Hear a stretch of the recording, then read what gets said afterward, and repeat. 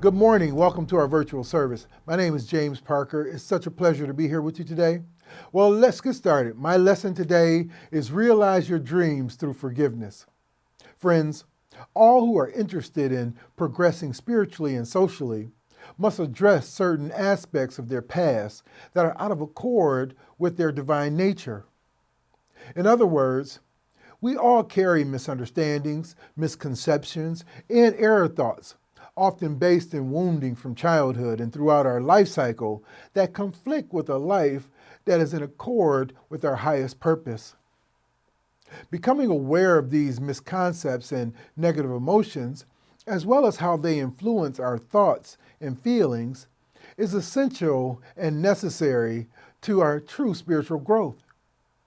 Some common misconceptions that we almost always fall into that you may find yourself repeating are: forgiving an offense means that I condone the offense, or forgiveness means that I must reconcile with someone who has treated me badly, or forgiveness depends on whether or not the abuser or lying person apologizes, wants me back, or changes his or her ways. Yet honestly, forgiveness is the experience of finding peace inside and can neither be compelled nor stopped by another. It is something you must practice constantly and find within yourself. Then the magic happens. It doesn't mean that we forget what has happened to us.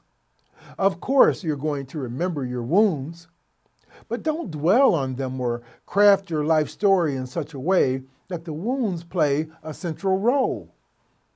Honestly, painful events can be life-enhancing experiences when we grieve, let go, and learn from them.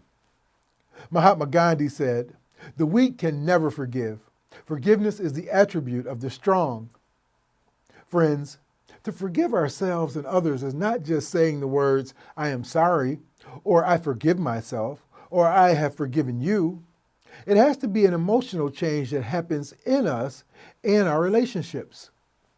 When we think about it, unforgiveness is a quality which always succeeds in an event of pain, hurt, or injury, where our ego does not permit us to heal or grow emotionally. However, through forgiving ourselves and others genuinely, we do heal.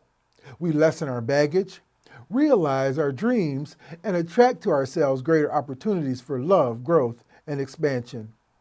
Also, we find that it not only takes away the hurt and the pain caused by ourselves and others, but it extinguishes the past injury, washing away the negativity within us, which would otherwise eat into our vitals and affect our thinking process. In my research this week, I came across a wonderful statement regarding forgiveness, and it had nothing to do with continuing to tolerate abuse or evil in our lives. It said, "When you don't approve of me or speak to me in a way that is disrespectful, I will act with integrity. I will not react in a way that will cause me to stress or have regrets. This too shall pass. Through forgiveness of any situation or circumstance, I always win." For example, I was once disrespected while presiding over a board meeting. A board member disagreed with my plans to fix a situation, making disrespectful faces and gestures and causing extreme discomfort for the rest of the board.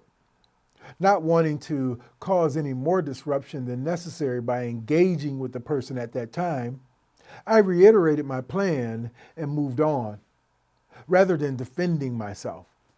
After the meeting, I began second-guessing my decision to not say anything, thinking I must have handled the situation badly. As I wondered if I deserved to be a leader at all, another board member approached me and said, "That person may have taken condescension to a whole new low, but you took integrity to a new high." His comment showed me that people recognized who was behaving badly and who wasn't, and let me know that the board was grateful that I handled it gracefully and moved on. That remark has stayed with me, helping me remember that it is not necessary to defend myself from every criticism or comment made, either in public or in private. Let's face it, through their own wounds and faulty wiring, sometimes people are going to be rude, condescending, impolite, rigid, or expect that you should follow their way of thinking. Sometimes you will disagree with others and you may feel disrespected. But if you keep your composure and assertively state your position, if you act with integrity and not react in a way that will cause you to have regrets, the power of forgiveness will cause the matter to pass, and you will have an inner sense of triumph. In the book of Luke, chapter 23, verse 34, Jesus said, "Forgive them, for they know not what they are doing." Someone once said to me, "I suffer when I fear losing someone's respect or friendship, when I think someone is trying to harm me, when I judge that things should be different than they are." Strangely, many people feel this way.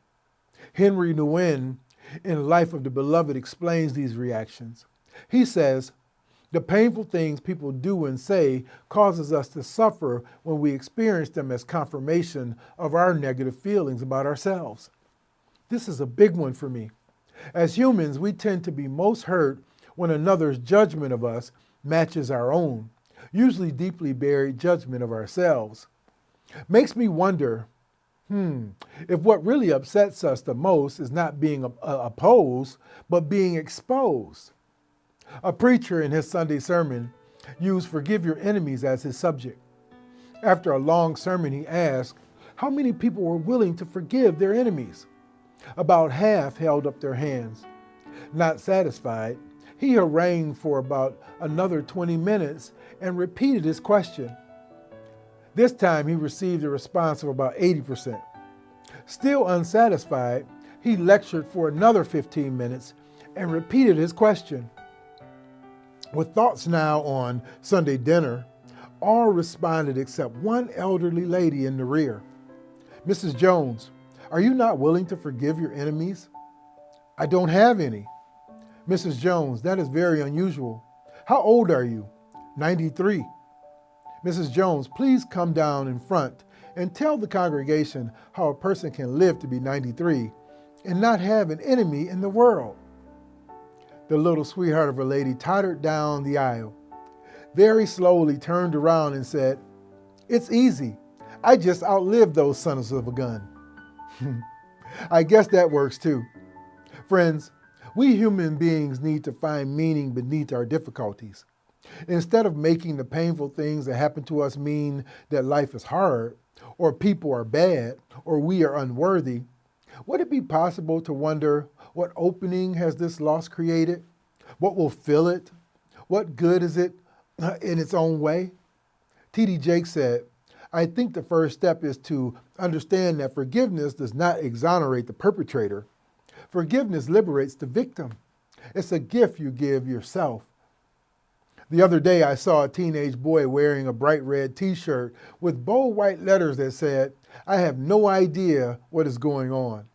This banner is so true.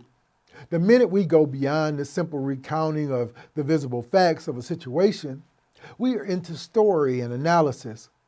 What would it be like to live more simply? Could we simply feel our feelings? We could simply say what we like or don't like, prefer or don't prefer, without shrouding everything in confusing drama.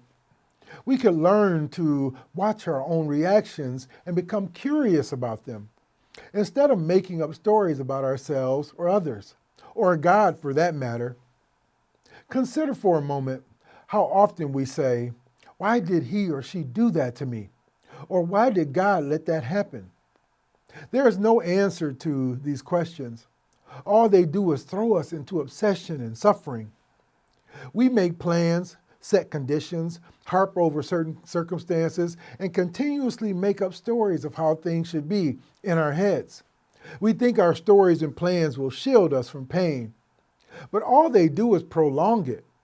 Why not let go? Why not release yourself from the need to control people, places, and things and just live in the moment? True forgiveness is when you cease binding yourself to emotions associated with your expectations of something, someone, or yourself. No, friends, Things don't always go according to our plans. People don't always take care of us the way we think they should. And we don't always react very well when they don't, do we? We say and do things we don't feel good about. Are we the ones most in need of forgiveness for our lack of compassion, for judging situations and people evil or wrong to begin with? Are we the ones most in need of forgiveness for having expectations of others, even though it wasn't ever their job to fulfill? Are we the ones most in need of forgiveness for not accepting and loving ourselves and others, for demanding our way all the time, for clouding our eyes with resentment and anger so that we cannot see the beauty and abundance right in front of us? And as the t-shirt says, we don't really know what is going on at all, because God's plan for us is far greater than we can ever imagine. If we could only trust that, perhaps we would not suffer so much. Perhaps we would really be here in the present moment, free of contamination from the past. Perhaps we would feel more joy and peace. Perhaps we could begin to open ourselves up to greater opportunities of growth and expansion. Perhaps we could finally realize our dreams. Friends, you may have wounds that are so profound, that happen so early in life, or when you were vulnerable, or wounds where someone you love was injured, that practically speaking, you feel like you will never be able to fully forgive. The hurt appears to be too much a part of who you are.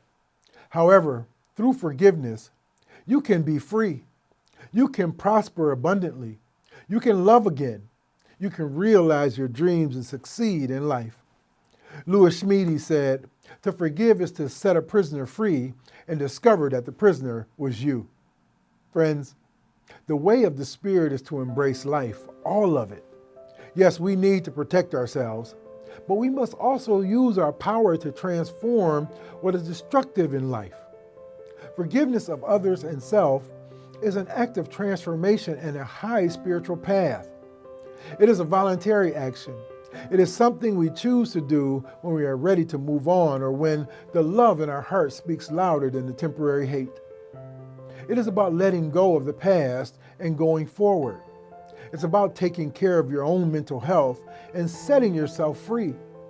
It's a gift that we give to ourselves as we embrace our willingness to release resentments and free our heart.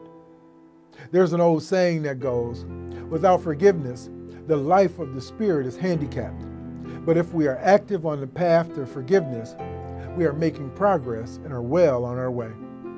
When we allow forgiveness to dissolve our negative feelings, we demonstrate our belief in God's unconditional love.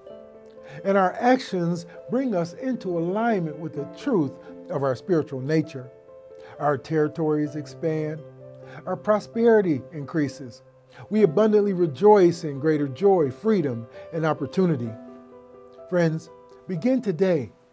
Forgive everything, everyone, and yourself. And then realize your dreams and a new life of hidden treasures you never could have imagined. Are you willing to do this with me today? Well, thank you all, and God bless you.